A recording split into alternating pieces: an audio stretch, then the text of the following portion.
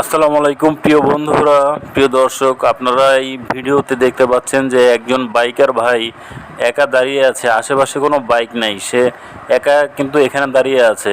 সে কিন্তু কোনো স্ট্যান্ডে দাঁড়িয়ে নেই, সে আসলে কন্টাক্টে ভাড়া মারবে বলে এখানে দাঁড়িয়ে আছে। এটা হচ্ছে যাত্রাবাড়ি।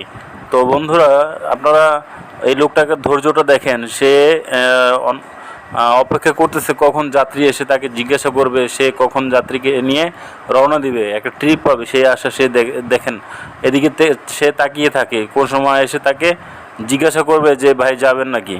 তো সে অনেকক্ষণ অপেক্ষা করার পর একটা যাত্রী আসছিল, এসে তার সাথে ভাড়ায় বনে নাই বিধায় চলে গেছে যাত্রী। তো এখন সে বসে আছে, আর কেউ এসে তাকে জিজ্ঞাসা করবে কিনা। তো এখন কথা হচ্ছে, আপনারা ধৈর্য হারা হয়ে যান যে 1 ঘন্টা 1.5 ঘন্টা 2 ঘন্টা বসে থাকি, ট্রিপ পাই না। না, নিরাশ হলে হবে না। ট্রিপ হচ্ছে, রিজিকের মালিক হচ্ছে আল্লাহ। আপনার তকদিরে যেটা লেখা আছে সেটা অবশ্যই হবে, এটা নিয়ে কোনো টেনশন করার কিছুই নেই। এই লোকটা কিন্তু একটা খোলা জায়গাতে বসে আছে, আশেপাশে কোনো বাইক নাই। হ্যাঁ, উনি একটা চান্সে বসে আছে যে এইখান থেকে 2 জন, 1 জন, 3 জন বা যে একজন জিজ্ঞাসা করবে, অবশ্যই জিজ্ঞাসা করবে তাকে যে ভাই যাবেন কি না। তো এই মুহূর্তে আমরা দেখতে পাচ্ছি যে একজন এসে তাকে জিজ্ঞাসা করবে যে ভাই যাবেন কি না।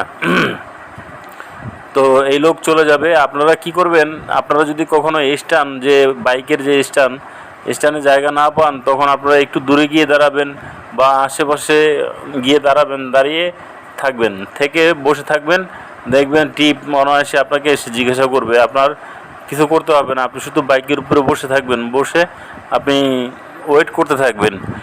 আর রাইড শেয়ারটা এমন এমন একটা পেশা যে হুটহাট করে কিন্তু টিপ হয় না, একটু অপেক্ষা করতে হয়, ধৈর্য ধরতে হয়।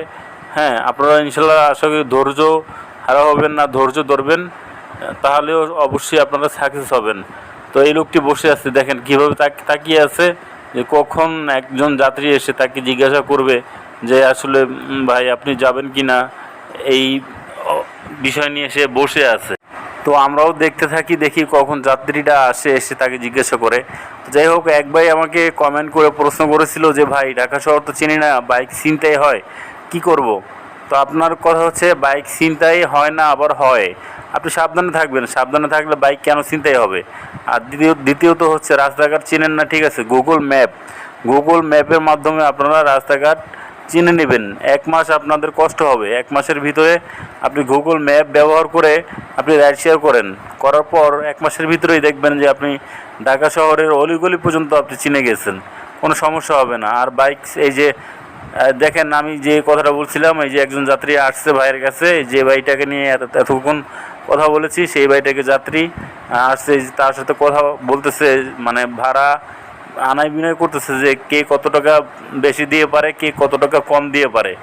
যাই হোক, বাইকার ভাইটা রাজি হয়ে গেছে। এখন হেলমেটটা দিচ্ছে যাত্রীকে, হেলমেটটা পরে যাত্রী চলে যাবে, বাইকার ভাইটা এখান থেকে চলে যাবে। তো আপনারা যারা বাইক রাইড শেয়ার করতে নতুন ঢাকা শহরে আসতেছেন, তারা নিরাশ হয়ে যান যে ভাই আসলে টিপ পাই না, কোথায় টিপ পাবো। হ্যাঁ, আপনারা ধৈর্যহারা হয়ে যান। ধৈর্যহারা হলে হবে না। এখানে আপনাকে প্রথমত হচ্ছে কঠোর পরিশ্রম করতে হবে, কঠোর ধৈর্য ধরতে হবে। ধৈর্য ধরলে অবশ্যই ফল অবশ্যই পাবেন। তো দেখেন, এই যে লোকটা এখন বাইকে উঠবে, বাইকে উঠে চলে যাবে। তো যারা নতুন রাইড শেয়ার করেন তাদেরকে উদ্দেশ্য করে বলি, ভাই প্লিজ আপনারা ধৈর্যহারা হবেন না। ধৈর্যহারা হলে আপনারা কিছুই পাবেন না। রাইড শেয়ার আসলে কিন্তু খুব কষ্টের একটা কাজ। সারাদিন রাইড শেয়ার করা, বাইক চালানো খুব কষ্টের কাজ। তো বন্ধুরা, এই যে লোকটিকে নিয়ে, যাত্রীকে নিয়ে বাইকার ভাই টিপ নিয়ে এই যে চলে যাচ্ছে। তো যাই হোক, এই ছিল আমার আজকের ভিডিও। ধন্যবাদ সবাইকে।